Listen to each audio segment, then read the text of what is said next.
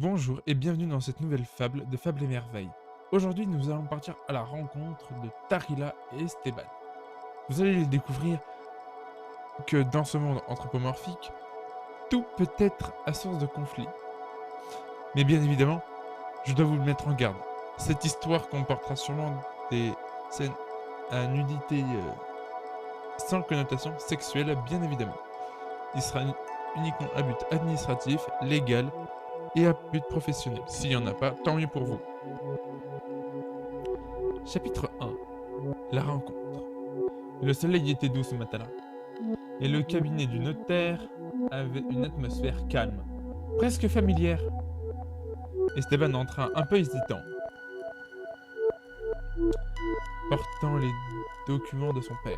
John lui avait laissé. Il n'avait jamais rencontré la tigresse de son père. Mais son père lui avait parlé. Tarila. Tarila était assise dans un coin, élégante et sereine. Ses traits robustes reflétant une force tranquille. Ses yeux vifs et attentifs se posèrent sur Esteban. Dès qu'il franchit la porte, un léger sourire dessina son visage. Elle se souvenait d'un petit garçon, mais lui, trop jeune à l'époque, n'avait aucun souvenir d'elle. Tu dois être Esteban. Esteban, surpris, hocha la tête. Oui, et toi?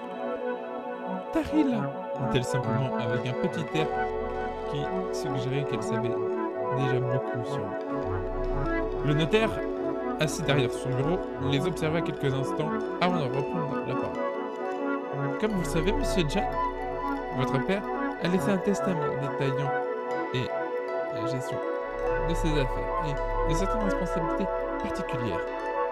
Responsabilités particulières? Esteban fronça légèrement les sourcils. Eh bien, il a désigné Esteban comme maître référent de Tarila. Cela implique la supervision et la prise en charge de certains aspects de sa vie, conformément à sa dernière volonté.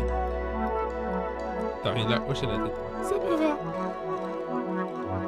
Esteban se sentit un peu dépassé par cette simplicité, mais voir Tarila là, calme et confiant, fit disparaître une partie de son appréhension. Les formalités continuèrent, les signatures furent posées, et le testament fut validé. Tout se passa avec une fluidité presque naturelle, comme si cette rencontre devait se dérouler ainsi, sereinement. Pour Tarila, c'est un moment de renaissance subtil, un rappel de souvenirs anciens. Pour Esteban, c'est le début d'une responsabilité nouvelle qu'il allait découvrir doucement, sans précipitation ni tension.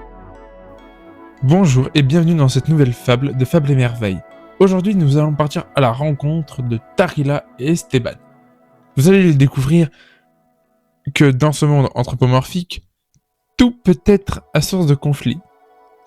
Mais bien évidemment, je dois vous le mettre en garde. Cette histoire comportera sûrement des scènes à nudité sans connotation sexuelle, bien évidemment. Il sera uniquement à but administratif, légal et à but professionnel. S'il n'y en a pas, tant mieux pour vous. Chapitre 1. La rencontre. Le soleil était doux ce matin-là, et le cabinet du notaire avait une atmosphère calme, presque familière. Esteban entra un peu hésitant,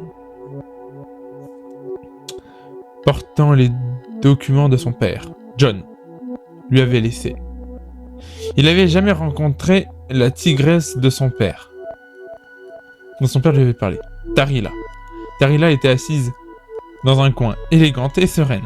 Ses traits robustes reflétant une force tranquille. Ses yeux vifs et attentifs se posèrent sur Esteban. Dès qu'il franchit la porte, un léger sourire dessina son visage.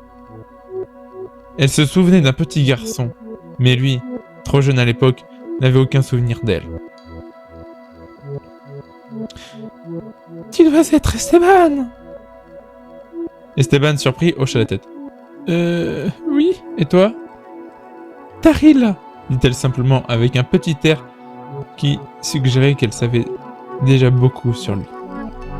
Le notaire, assis derrière son bureau, les observa quelques instants avant de reprendre la parole.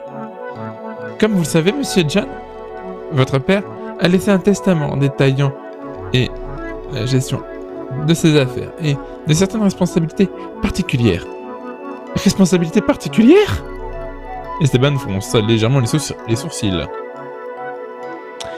Eh bien, il a désigné